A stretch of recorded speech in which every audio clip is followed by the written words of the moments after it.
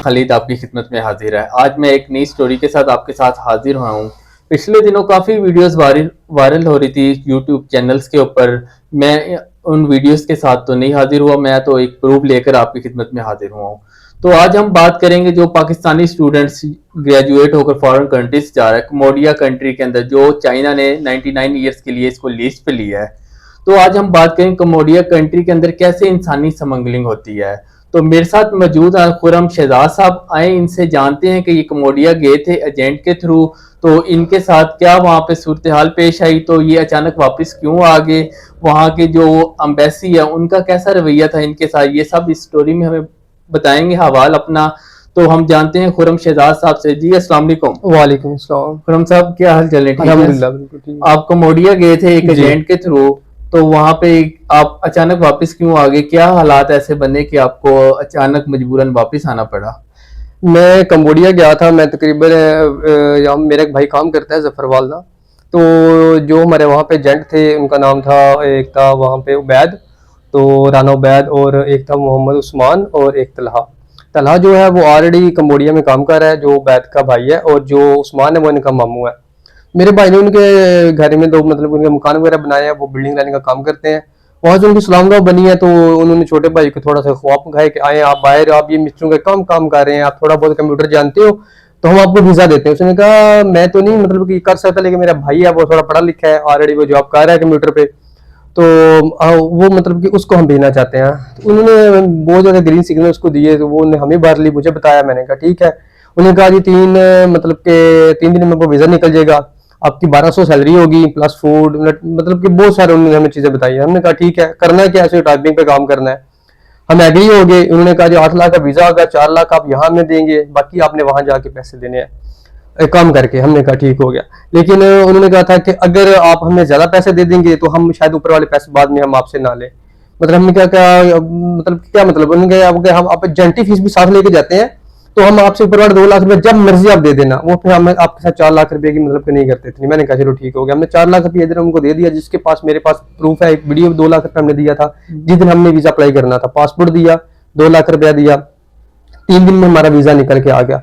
उसके बाद उन्होंने 2 लाख रुपए हमारे जो उनके साथ बात डन हो चुकी, 2 लाख रुपए हमने उनके बैंक में ट्रांजेक्शन हमने उनको कर दी। उनके पास हमारा 4 लाख रुपया चला गया। उन्होंने हमारी टिकट करवा दी 3 तारीख की।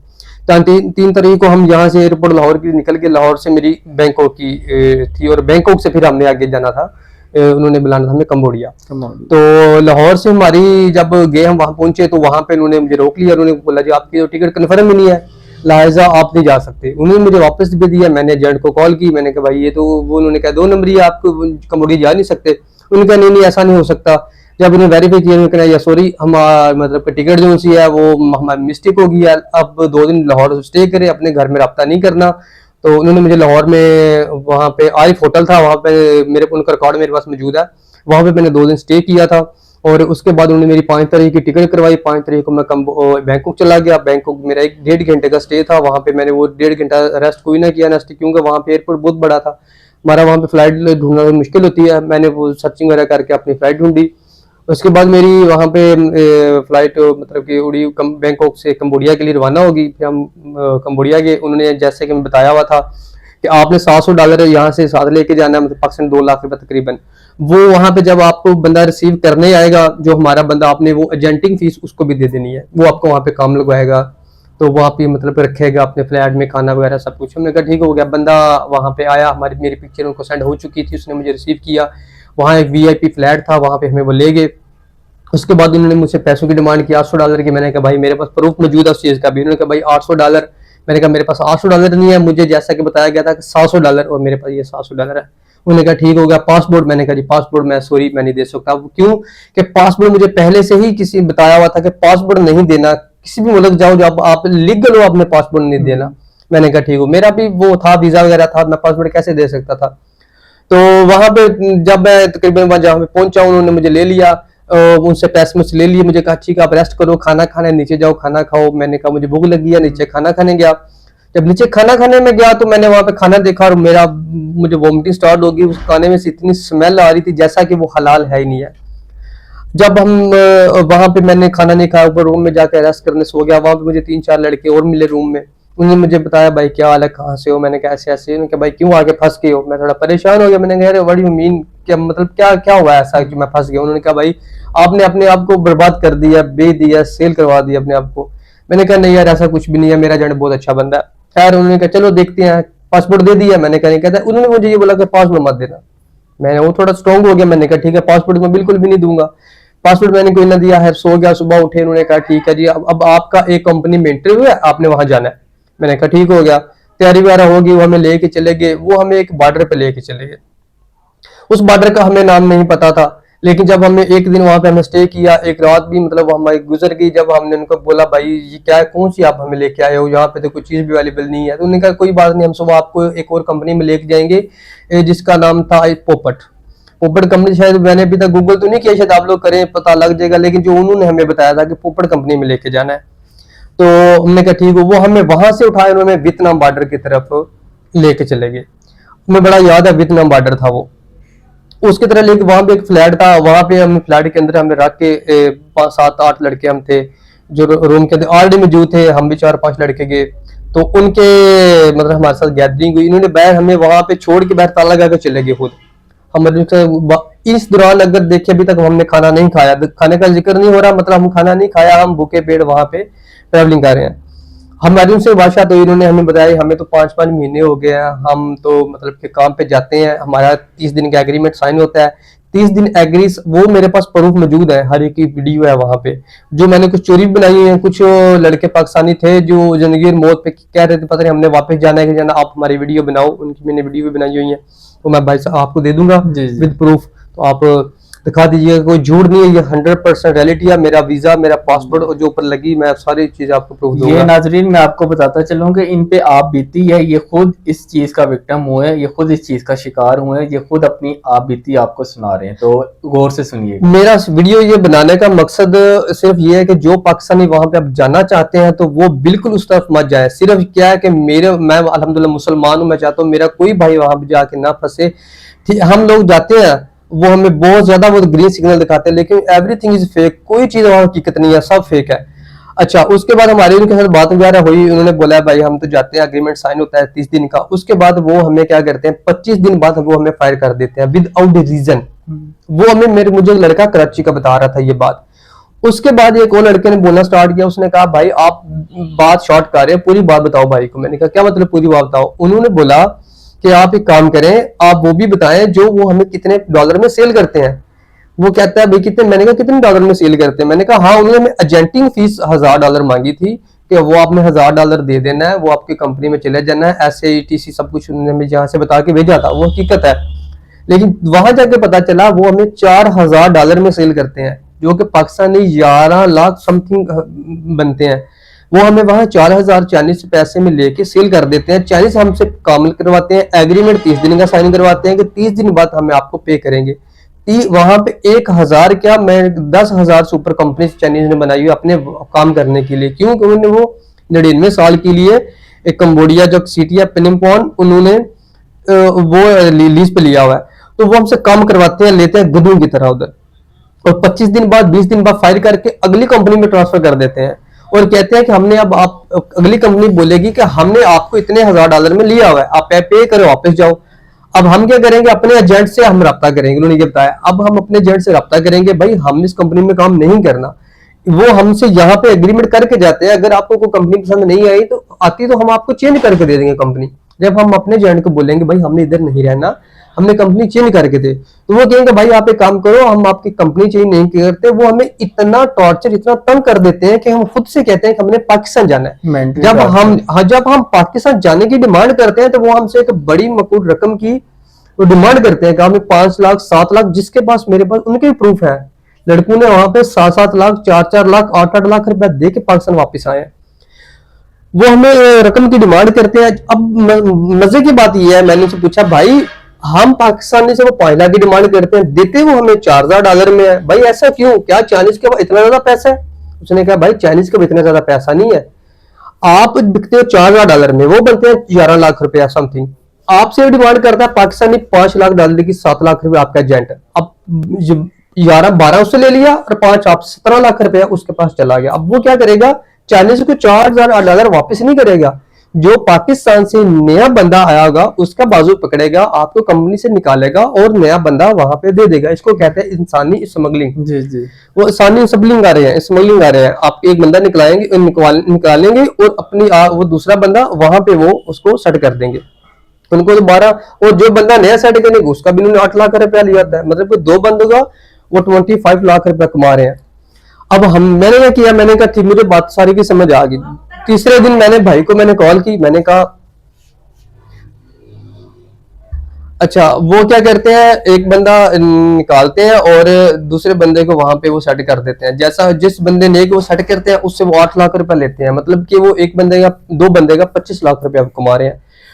मुझे सारी बात की समझ आ गई। मैंने छोटे भाई से रब्ता किया, जिस भाई ने मुझे, मेरे सगे भाई ने उनके साथ डिमांड वो करके एग्रीमेंट करके वीजा वगैरह लिया हुआ था। एग्रीमेंट तो खैर नहीं किया था, बात वगैरह करके वीजा लिया था। तो उसने क्या किया, मैंने कहा मैं 3 दिन से कुछ नहीं खाया, मैं बाहर जाना चाहता हूँ, कुछ खाना चाहता हूँ। भाई ने कहा तो अब जाओ। मैंने कहा भाई ये नहीं निकलने देते, बाहर से ताला लगा हुआ है। तो उसने क्या किया, उसने कहा अच्छा मैं रब्ता करता हूँ। उसने वो अपने दोस्त को, एजेंट को रब्ता किया। उसने कहा भाई ने बाहर जाना है, खाना नाश्ता करना है। तो उसने कहा नहीं यार वो बाहर नहीं जा सकता। मेरे भाई ने कहा क्यों नहीं भाई जा सकता, क्या हमने उसको बेचा हुआ है, क्यों नहीं जा सकता। तो उसने थोड़ी सी उससे बहस की। उसने कहा अच्छा बताता हूँ। उसने फिर अपने मामू को, उस्मान को, बाहर वो उम्रा, हमारे पैसों से उम्रा करने गए हुए हैं। मतलब जो गुनाह करते हैं बुखवाने के लिए गए हुए हैं। माशाल्लाह, अल्लाह पाक आपका कबूल करे, हमारी दुआ है। अच्छा उसने क्या किया, रब्ता किया। उन्होंने बहुत मतलब कि बहुत ज्यादा बहस करने के 2 घंटे बाद उन्होंने कहा ठीक है आप जा सकते हो, लेकिन हम आपको टुक टुक भेजेंगे और टुक टुक ही पे आप वापस आएंगे और जाएंगे। अब आप पूछेंगे टुक टुक के बारे में, टुक टुक वो उनका रक्षा है। वहां पे सब जगह ट्रैवलिंग टुक टुक पे ही होती है, गाड़ी पे बहुत कम लोग वहां पे ट्रैवलिंग करते हैं, टुक टुक पे ही वो ट्रैवलिंग करते हैं। अच्छा टुक टुक आया, मेरा सामान वगैरह आ गया, सिक्योरिटी गार्ड आया, उनका चाइनीज था, उसने ताला खोला, मुझे मतलब कि बाहर निकाला, गाड़ी में टुक टुक में बैठ गए। जब टुक टुक में बैठ के लोकेशन लगा ली उसने, तो वो इस तरफ जा रहा था, वो हलाल फूड जिसको इंडियन फूड कहते हैं उस तरफ जा रहा था, और लेफ्ट साइड पे था एयरपोर्ट। और मेरा माइंड था कि मैंने अब एयरपोर्ट पे ही जाना है। हमने वहां पे गैदरिंग कर ली थी, मेरे पास 2 लड़के और थे वहां पे, वो एक गुजरात के थे, एक पठान था, कुछ कराची के लड़के थे। रूम में मीटिंग थी। अब वो मजे की बात, जो बात थोड़ी सी शॉर्ट हो गया, वो लड़के वहां पे क्यों फंसे हुए हैं, उनका पासपोर्ट नहीं है। उनका पासपोर्ट नहीं है और उनके पास पैसे भी नहीं है। उन्होंने पहले बता दिया था। हाँ, और मेरे पासपोर्ट नहीं दिया हुआ था, और मेरे पास कुछ अभी खर्चा भी था, मुझे भी 3 दिन हुए थे। लड़के तो 1-1 घंटे बाद पाकिस्तान वापस आ रहे हैं। 1-1 घंटे बाद, जिनके पास पैसे हैं, पीछे माँ बाप के पास 5 लाख 7 लाख दो, उसी टाइम वापस जाओ। उन्होंने इंसानी स्मगलिंग आ रहे हैं, मतलब कि वो ताइवान ले रहे हैं, जैसे कि पाकिस्तान, आप चले गए कम्बोडिया, आप अपने पाकिस्तान जाना है, पैसे दो वापस जाओ। तो इतना इंसिडेंट वहां पे ये हो गया लोगों के साथ। हाँ, आप लोगों ने एम्बेसी के साथ कोई कांटेक्ट नहीं किया? हाँ जी, ये बात पता लगा था। अब उन्होंने क्या किया, जो लड़के उधर फंसे हुए हैं रूम के अंदर है, उन्होंने क्या किया, एम्बेसी को कॉल मिलाई। अब उन्होंने वो ये बात उन्होंने मुझे बताई थी एम्बेसी को। इसके बाद प्रूफ मैं भी देता हूँ कि मैंने भी एम्बेसी को बहुत ज्यादा कॉलिंग की है वो, लेकिन मैंने एयरपोर्ट पे की थी जब मेरी टिकट नहीं हो पा रही थी वहां से। वहां पे आपकी टिकट बहुत मुश्किल होती है पाकिस्तान वापसी के लिए। और मैंने क्या, उन्होंने मुझे बताया कि हमने एम्बेसी को कॉल किया, एम्बेसी को कॉल किया है, तो एम्बेसी के और पुलिस के आने के, उन्होंने आना था और चाइनीज आ गया। चाइनीज के पास वो करंट होता है जो यूरोप कंट्री में, या वो गोरे लगाते हैं करंट। चाइनीज के पास इतनी मशीनें थी करंट लगाने वाले। उन्होंने कहा कि किस किस पाकिस्तानी के पास यहाँ की सिम है, यहाँ का नेट है। तो कुछ ने वैसे, उन्होंने वैसे पूछा, कुछ ने हाथ खड़े किए, उन्होंने कहा बहर आज, उन्होंने उनको करंट लगाया कि एम्बेसी को मेल किसने डाली है। जाहिर बात है जिसके पास सिम होनी थी, नेट होनी, उसी ने मेल डालनी थी। उन्होंने उसको टॉर्चर किया, सजा दी कि आप लोगों ने मेल क्यों डाली है, सजा दी कि आप लोगों ने मेल क्यों डाली है एम्बेसी को। जब तब हमें पता चला कि हमारी एम्बेसी तक भी यहाँ बिकी हुई है। और उन्होंने वो खुद हमें बताया था कि आपकी एम्बेसी यहाँ पे कुछ नहीं कर सकती, पैसे दो जाओ, ये जो काम करे, हमारे इधर काम करे, हमने आपको खरीदा हुआ है। मिनिस्टर साहब, इसाकदार साहब, सुन लें क्या हमारे नौजवानों के साथ ये हो रहा है। तो आप यहाँ पे पाकिस्तान में बैठ के यश क्या कर रहे हैं, कल में खुदारा खौफ करें। आप भी माँ बहनों बच्चियों वाले हैं, अभी सुनेंगे दास्तान। लड़कियों के बारे में बताएं जरा। मैं कलमे की कसम उठा के कहता हूँ, जितनी कॉल्स मेरे दोस्तों के मेरे पास मैसेज दुबई वालों के, यार एम्बेसी को कॉल क्यों नहीं कर रहे। मैंने कहा भाई वो कॉल नहीं उठा रहे। मैंने इतनी कॉलें की, इतनी कॉलें कि आपकी सोच भी नहीं जाती। एम्बेसी वालों ने कोई कॉल नहीं उठाई। और मैं कॉल इसलिए कर रहा था कि भाई मेरे पैसे ले ले मुझसे, मुझे टिकट नहीं वहां से वापसी की मिल रही थी। और वो टिकट मैं क्यों लेना चाह रहा था बताता हूँ। टुक टुक आया, मैं बीच बैठा, मैं जब जाने लगा, लेफ्ट राइट पे एयरपोर्ट था। मैंने इसको कहा कि I want to go on airport, मैं एयरपोर्ट जाना चाहता हूं, मैंने और कहीं नहीं जाना। तो उसने, जब मैंने उसको टुक टुक वाले को स्टॉप का बोला, रुका, तो उसने मुझसे बहस की कि तुम कहीं नहीं जा सकते, अपनी लैंग्वेज में उसने मुझे बोला, लेकिन मैं उसको समझ पा रहा था कि वो मेरे इशारे कर रहा था कि ओनली फूड, सिर्फ खुराक, मतलब कि मैं तुम्हें लेने आया हूँ, अपनी लैंग्वेज में बोल रहा था, वो वहां जाओगे वापस आओगे, उन्होंने उनको लोकेशन फॉरवर्ड की हुई थी। तो जब वो मैंने कहा नो नो, मैंने दोबारा बोला कि मैं एयरपोर्ट जाना चाहता हूँ, तो उसने मुझे कहा नो। वो वापस जब रूम की तरफ जहां से मुझे पिक किया था जाने लगा, तो मैं नीचे उतर गया। अब उसने मुझे पता नहीं, उसने मुझे गाली नहीं दिया, जो भी बोला उसने 2 सेकंड 4 सेकंड के लिए कुछ बोल के वो चला गया, और वो इतनी स्पीड से भागा जैसे पता नहीं क्या था। मैंने उसको ये बोला था कि you know that I am Pakistani. वो पाकिस्तानी से थोड़ा सा वो करते हैं कि पाकिस्तान में मशहूर है कि वो मेंटल है, ये कुछ भी कर देते हैं, तो वो थोड़ा सा डर के चला गया। अब वो जो सिक्योरिटी गार्ड था जिसने लॉक ओपन किया था, मुझे वहां से निकाला था, अब उसने वो रूम खुला छोड़ा हुआ था। अब वो भागता मेरी तरफ आया, और उनका जो कुकिंग, जो हमारे लिए उधर खाना बनाता था, जो बदबूदार खाना था, हलाल नहीं बनाता था, वो सराइकी था, और वो भागता हुआ आया, उसने आगे मुझे पकड़ लिया और आते सार हाथापाई शुरू कर दी। उस हाथापाई के दौरान जब उसने पीछे मुड़ के देखा कि जो रूम वो खुला हुआ रह गया था, ये हमारी गुड लक थी, वहां से 2 लड़के और एक पठान वहां से वो भी बाहर आ गए रूम के अंदर। अब उसने देखा कि 3 लड़के और आ गए, एक ये 4 लड़के, हम 2 हैं। अब लड़के और ना वहां से निकले, वो जो काफी ज्यादा लड़के थे अंदर। वो भागा रूम की तरफ, और जाते हुए वो जो था उनका चाइनीज सिक्योरिटी गार्ड, उसने मुझे जाते हुए ऐसे कुछ चीज मारी हुआ, यहाँ पे पिन टाइप थी। पेन टाइप, मैं नहीं कहूंगा वो इंजेक्शन था वो, लेकिन सुई टाइप लगी थी मुझे बहुत, उसकी मुट्ठी बांधती, इंजेक्शन इतने इतने भी होते हैं छोटे भी, वो मुझे इधर बहुत जोर की लगी, जिसका भी मेरे पास वीडियोस भी है, मेरे पास प्रूफ भी है कि बाद में वो मुझे क्या हुआ था बाद में बताऊंगा वो मैं, जब मैं एयरपोर्ट के ऊपर गया था। अब वो तो मार के चला गया, वो आगे वो लड़के, हम 3 चारों इकट्ठे हो गए। हमने क्या कहा, वहां से हमने जाने की कोशिश की, हम वहां जंगल में गए, हम 1-1.5 किलोमीटर पैदल चले, उसके बाद मेन रोड आया, वहां से हमने, वो लड़कों ने मुझसे $20 लिए कि भाई हम जाना चाहते हैं उस तरफ, हमने जाना बैसी, क्योंकि हम बैसी के अंदर जाएंगे शायद हमारी बैसी को बात सुन ले। अगर, मैंने कहा ठीक हो गया यार।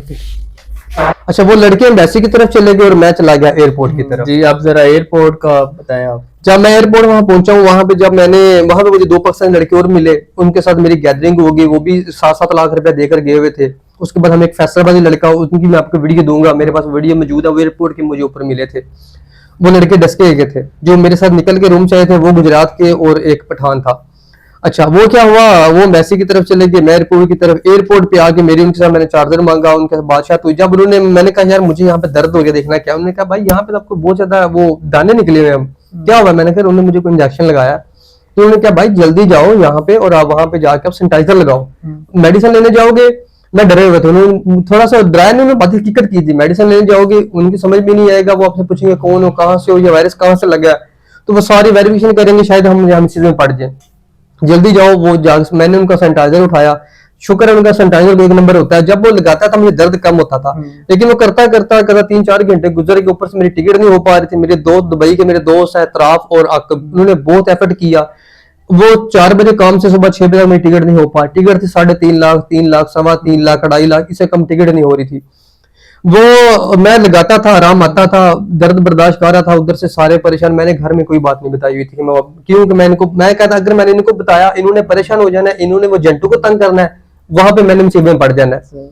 हम सब लड़के वहां पे एफर्ट कर रहे थे अपनी अपनी टिकट करवाने के, किसी की 2 लाख में हो रही थी, किसी की नहीं हो रही थी। मैं, मेरी मलेशिया से टिकट हो गई थी 1,64,000 5 साल, उस वक्त में मेरे पास प्रूफ है। तो खुरम भाई यहाँ पे मैं एक क्वेश्चन करना चाहूंगा, अभी इतलात आ रही है कुछ गर्ल्स भी वहाँ पे पाकिस्तानी की, हाँ वो जी, भी फंसी हुई अच्छा, है वहाँ वो हम तो कंपनी के अंदर, सीधी बात है, मैंने अभी तक आपको बताया, हम रूम में गए या रूम में बातें सुनी, वापस आ गए। वहां पे हमें एक लड़का मिला था फैसलाबाद का, जो हमें वो बता रहा है, उस लड़के ने हमें वो सारी बातें बताई थी कि वहां पे जो लड़कियां हैं उनको वीडियो कॉल पे बिठाया जाता है जबरदस्ती, जो नहीं मतलब कि वहां पे बैठती तो उनको ब्लैकमेलिंग, उनके पासपोर्ट ले लिए हुए हैं, उनको ब्लैकमेलिंग मतलब करते हैं, उनकी वीडियोस बनाते हैं।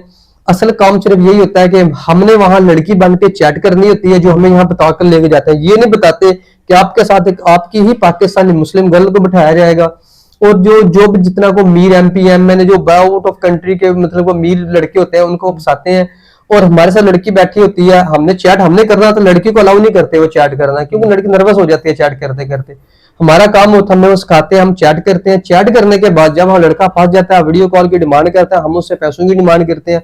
जब वो हमें पैसे सेंड करता है, हमने अपना उससे और ज्यादा पैसे निकलवाने के लिए हम लड़की को पाकिस्तानी को वीडियो कॉल पे बैठाते हैं, और फिर जितनी वो जो जो भी वो डिमांड करते हैं वो सारी हमारी पर्सनल लड़कियां वहाँ पे वो पूरी करती हैं।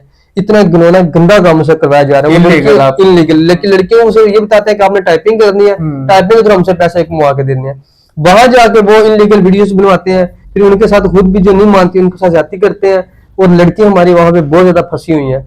ये कोई नादरा के दफ्तर से गई है, कोई स्कूल टीचर है वहां पे, कोई नर्सिंग का काम कर रही थी, सारी वहां पे अपने को अच्छे ख्वाब लेकर गई हुई है। यहाँ से वो यही इनको झालसा दे के वहां पे टाइपिंग का काम है, आपको कॉल सेंटर का काम है। आपको किस काम की थोड़ी? हमें भी टाइपिंग का था और कॉल सेंटर का, दोनों में से चूज करनी, या कॉल पे बैठना था कि अपने प्रोडक्ट सेल करने थे, यहाँ पे टाइपिंग के थ्रू हमने उनका कोई वर्किंग था, ऑफिस वर्किंग वो करना था हमने। वो तो वहां जाके पता था आपके पास 5 लड़की साथ दी जाएगी वीडियो कॉल पे। अल्हम्दुलिल्लाह हम नमाज पढ़ते हैं, ऐसा कोई हमने तो वहां पे हराम खाना तक भी नहीं खाया।